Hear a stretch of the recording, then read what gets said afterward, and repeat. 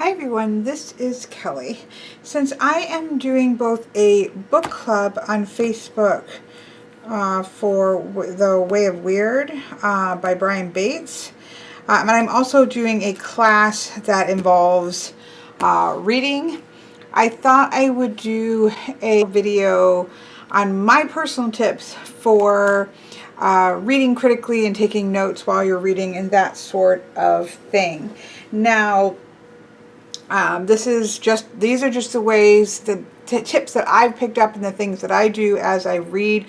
I did get a bachelor's degree in writing and literature, and so that meant a lot of writing, a lot of reading, but a lot of reading journals as well as novels, and reading for the purpose of discussion in class, and of course then later writing papers and things of that nature.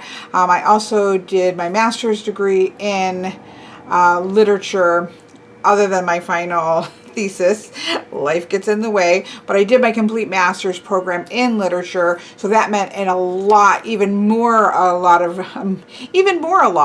I can't speak English, but I can write it. Now that meant an intensive amount of reading for the purpose again of being able to discuss and or write about it. So I've done it a lot, and that was over the span of probably 11 years or so. And so I've done a lot of reading for the purpose of discussion. So I feel like I at least have some tips that work for me, and thought I would put those out there for anybody who's interested in knowing. So these are definitely books that I thought would give a good example, although a bit of a mess. This is Mary Shelley's Frankenstein is a book that I wrote a very large paper on, 30 to 40 page paper in my master's class.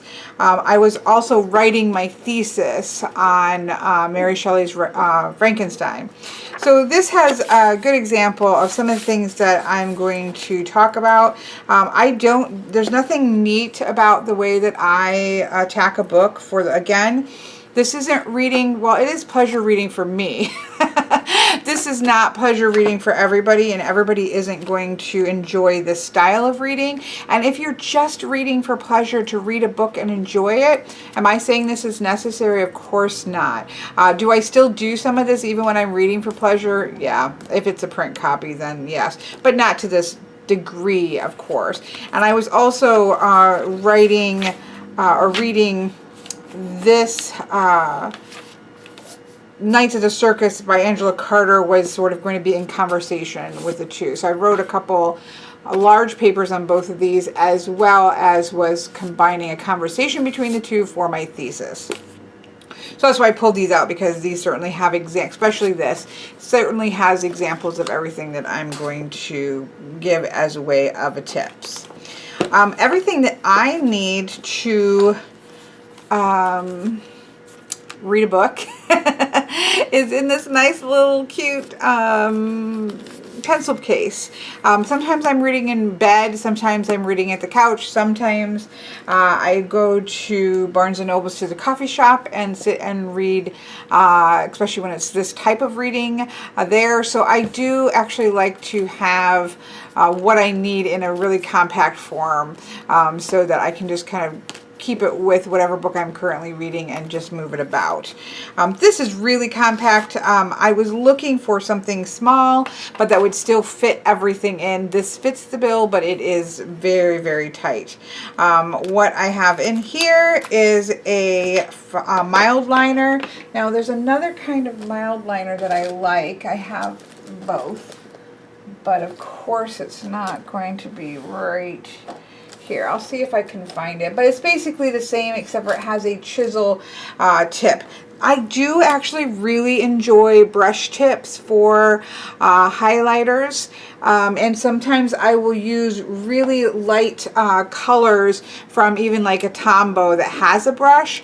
So I was actually excited when I found it. These may have always been available, but they became available nearby, and so I was really excited when they came out with a brush tip for the I actually prefer this than to a chisel tip. Most highlighters highlighters are chisel tips. This also has a bullet point, which I like because sometimes I just underline what I want to highlight with the highlighter. So I do like highlighters.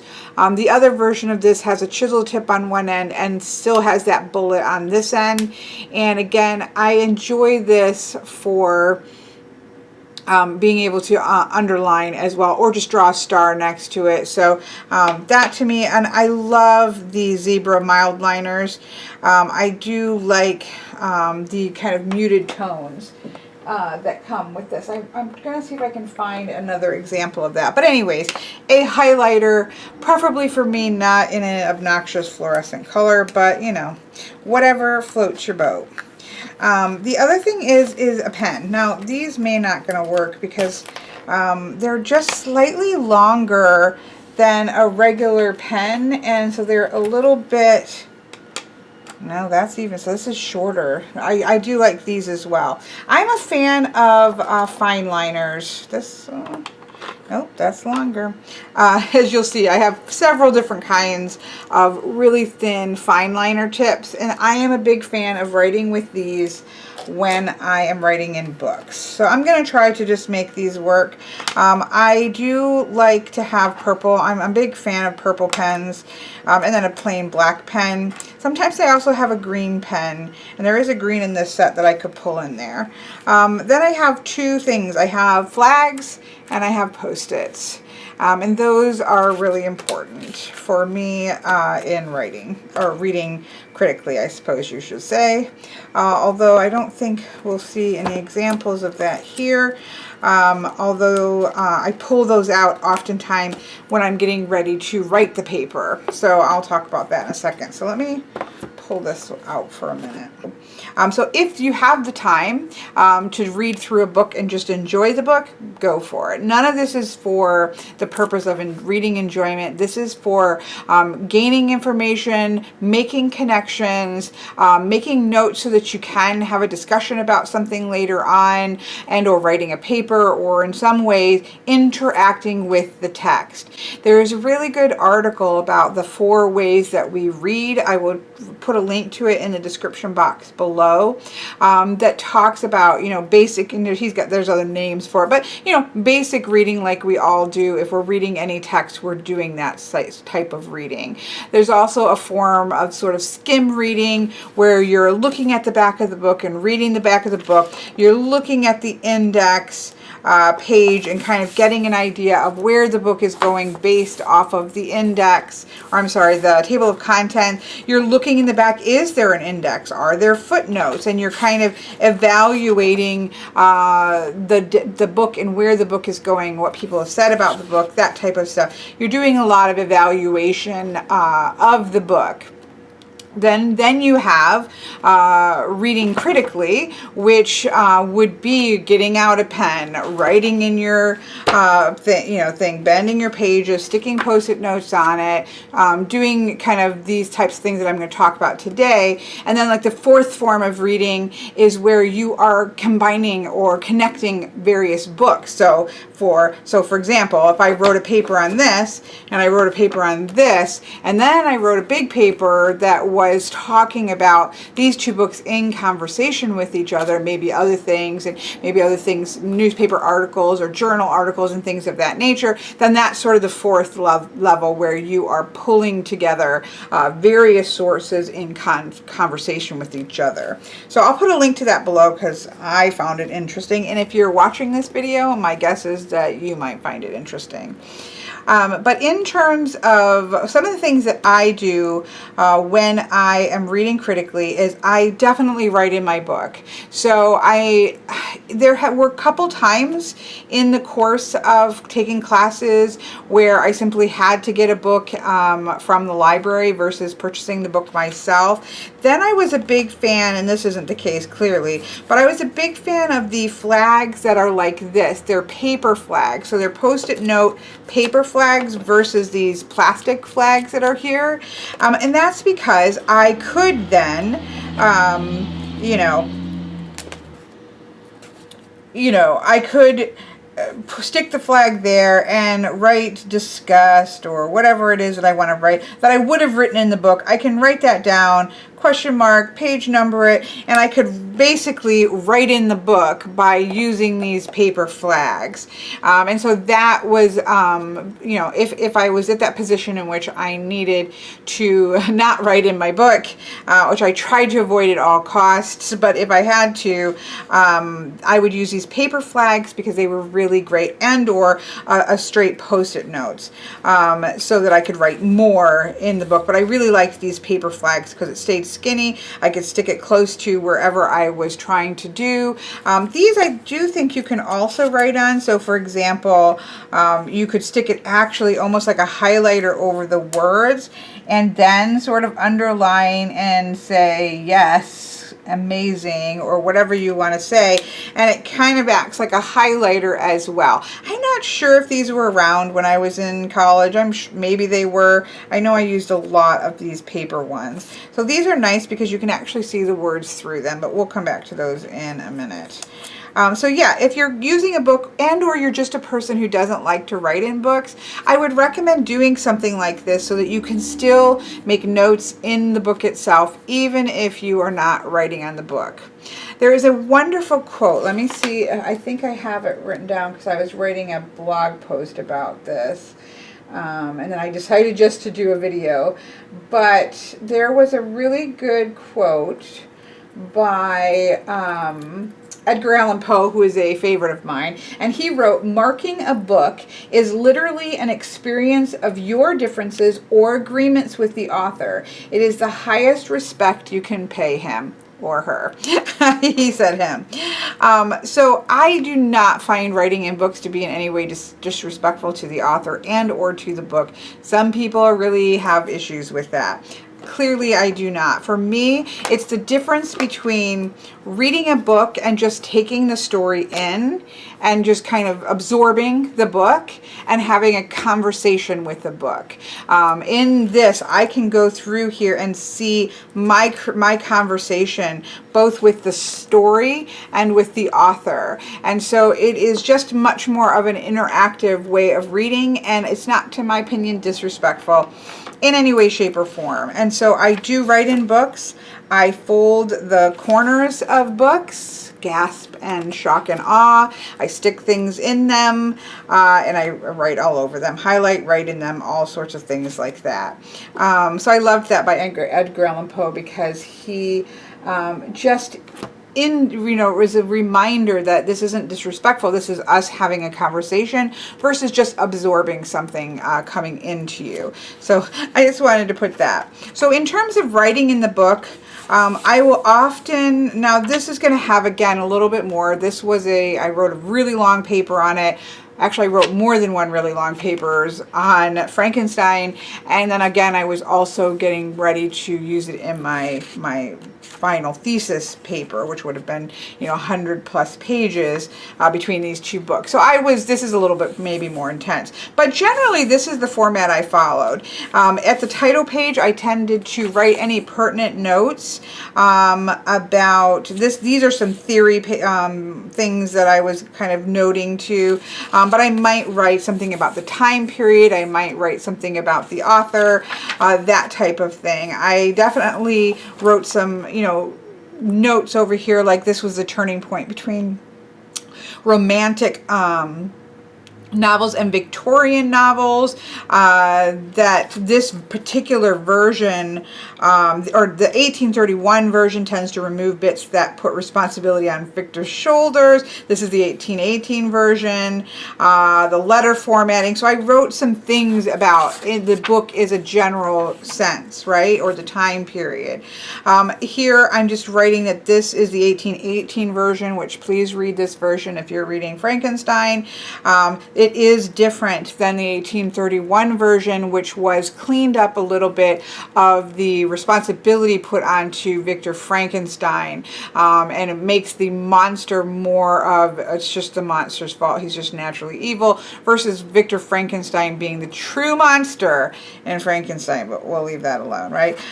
See the introduction, which is famous in 1831 on page 353, so I referenced to a page so that I could go back then again and say, okay, well, what, you know, this has been how many years later?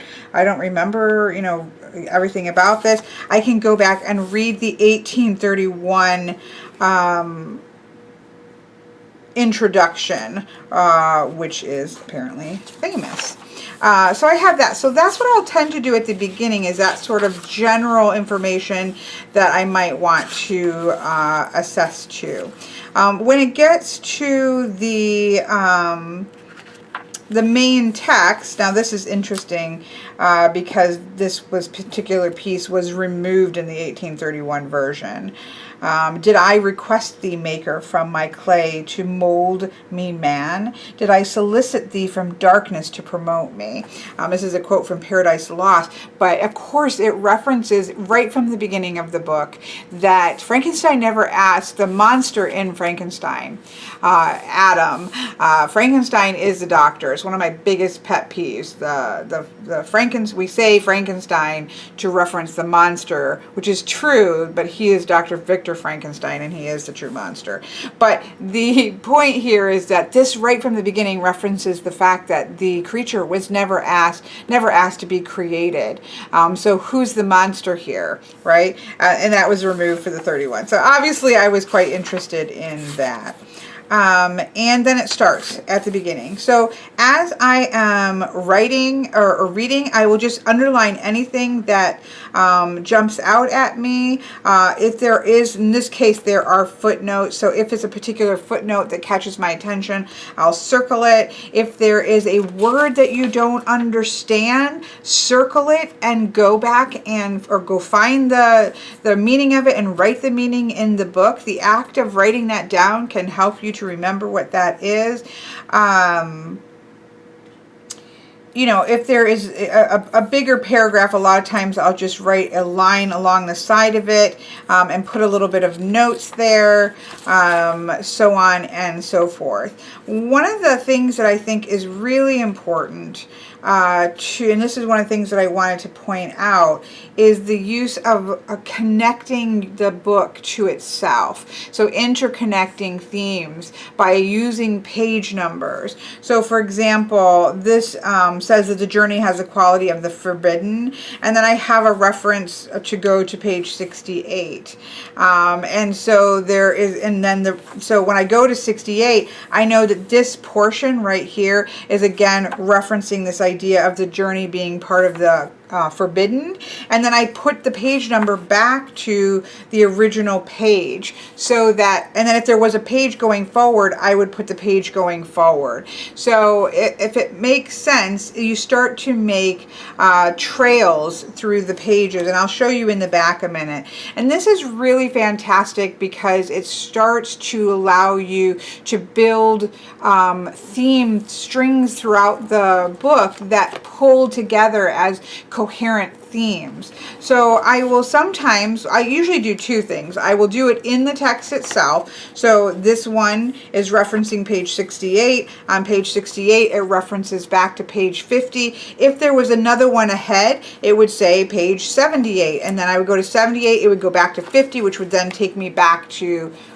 it would take me to 68, which would then reference 50, which would take me back. And so anywhere you were to stumble on this particular theme, I could go forward or backwards and find my way back through the thread of that particular theme. Now, the other way you can do that is to simply write in the back, and I usually do both, right? So here, started to be a thread that built up around friendship. So then I would have lists of the pages where you could find that particular theme. You're making your own index here. Love as a Necessity, page 168. Orientalist Attitude, page 149, Speech, 137, 139, 143, and so on and so forth. Now, some of these, like this, Love is a Necessity, 168 might start a thread, and then that thread starts to run amok, right?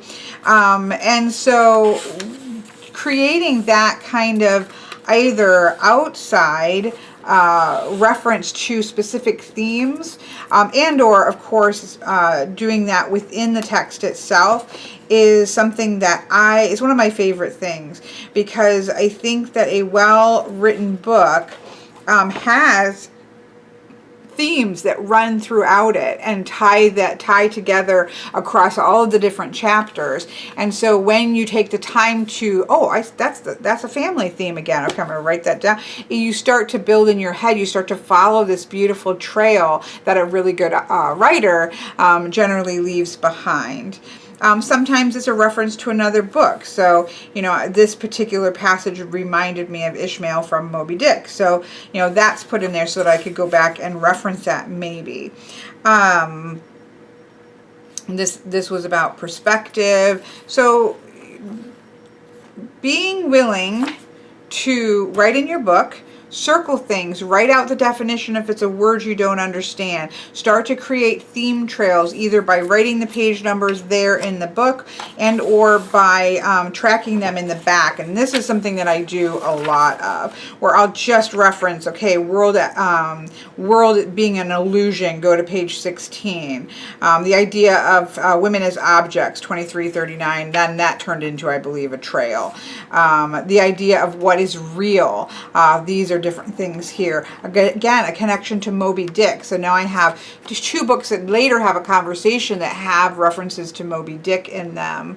So on and so forth. The idea of what it means to be a monster with page numbers. And again, some of those page numbers turn into whole trails within the books themselves. The symbolic woman here, the end of cages here, Shakespeare references here, and then of course, as I said, within the books themselves, some of those can turn into page trails. And so this is just a common, for me, this is a pretty much the way that I do.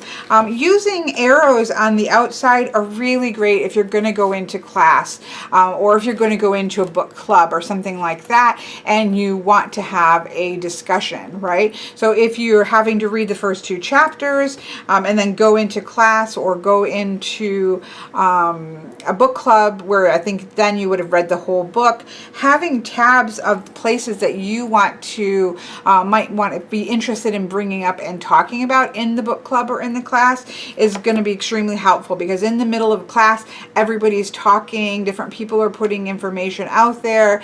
You might forget, like, what was the important parts for you? What do you want to get across about what you read? And so being able to reference the areas that, of course, can I reference it? No.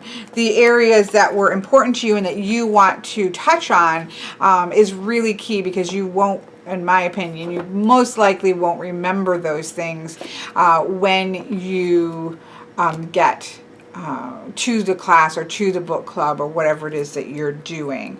Now, I also did, they aren't here because I end up I'll take them out, but what I'll also do is if I'm, like for this book, for example, because I'll be teaching about this book, as I'm going through it and there is an important point that I want to make, I will put a bigger Post-it in, write out the important point that I want to make, or write out, even as if I'm going to write a paper, write out a sentence that summarizes whatever the topic was that's right here. And then when I go to write my paper, I pull all of those things out, and or I go to write an outline to teach the book in class. I will take those Post-its out, and I have a bunch of actually sentences written up or synopsises already written up that I can string together into starting to build the paper or starting to build the outline for the particular class. So using a larger Post-it for that can be really helpful to then remove later and be able to compile into a paper or compile into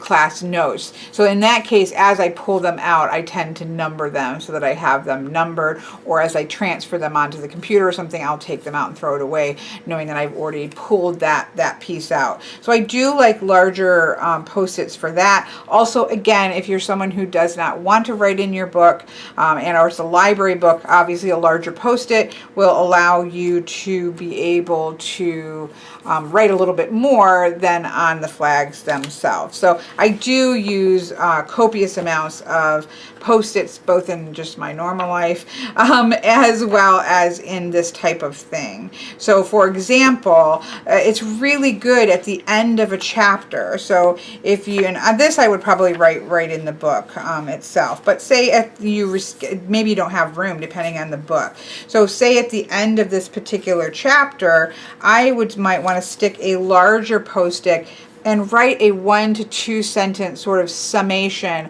of that chapter, either in terms of the context of the paper or talk that you're going to do, and or just summarizing what is the major things that happened, right? We met the journey, we saw the journey that was taken to, we're starting in Frankenstein, we're starting with this journey like out into the ice, and these are letters that we're reading of this particular journey. So it might be something about, meeting Frankenstein, Dr. Frankenstein on his journey, into the Arctic or whatever, right? So you might write something that sort of summarizes that chapter, and you can go through each chapter, and as you do that, it helps you think about what did you just read? What was the important shifts that might have happened in the book that you might want to take note of, and or again, if you're actually reading for a specific theme, then what did that chapter do to address that particular theme? So for example, if we're reading Winter Rose, looking at the idea of truth versus perception, well then maybe as I reread this, at the end, this has a nice amount of space, but we don't always have that. So I would write right in the book here, but if the space wasn't there, or you didn't want to write in the book, then I am going to probably write a quick synopsis of because I would have already highlighted it. I would have already noted where there were issues of truth and there were issues of perception versus truth. I would have already noted those down, and so I could take that information and write a brief synopsis of what was, one sentence of how did this move forward, this concept of truth versus perception. Blah, can't talk anymore. And that helps me as you then go through the rest of the book and do that, you start to build. And so by the time you were to have to write a paper about truth versus perception in Patricia McKilloch's Winter Rose, or for me, by the time I'm going to go and set up an outline for what I want to make sure to talk about in the class, I've got really everything all set. I've got pages marked that I want to make sure I highlight. I have things highlighted. I've got trails of themes running through the book, written in the back and written in the book. I have a synopsis of each one of the chapters that relates to what I want to talk about. And encased in this book with its Post-its and its stickies and its notes, I'm going to have everything that I need to write a paper and or go to a book club and have a good discussion, or teach a class on it, whatever it is that or just having learned really, really well, if your point is to just really absorb and soak up a book at a different level than just purely reading for enjoyment.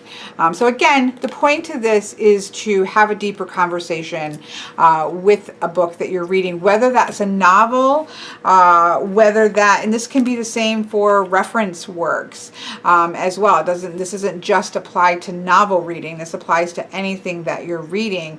By the time you underline, circle, highlight, scribble notes, synopsis things, make those thematic trails, by the time you do all that and you finish reading that book, you've probably absorbed, I can't guess on percentages, but you've absorbed a lot more information and can easily reference back to a lot more information than you could have by just sitting down and straight reading the book through.